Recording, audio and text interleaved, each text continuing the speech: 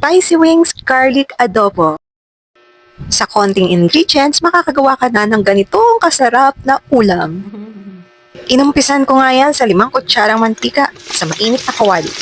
Isang bulb na pinitpit na bawang, isama rin ang 2 kutsarang garlic oil. Set aside. Sa natirang garlic oil ay ilagay ang chicken wings. 1 cup of water, kalahating tasang vinegar, kalahating tasang toyo, takpan. At pag kumukulo na, plop plop, chicken cube. Siyempre, masarap pag may MSG.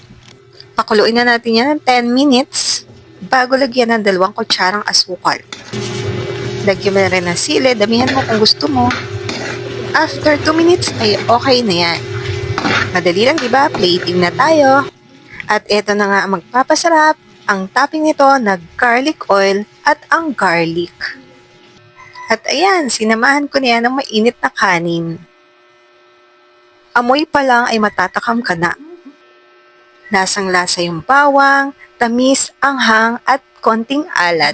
Buti na lang nagsaing ako ng madami. Thanks for watching Chur's Kitchen. Please subscribe our channel.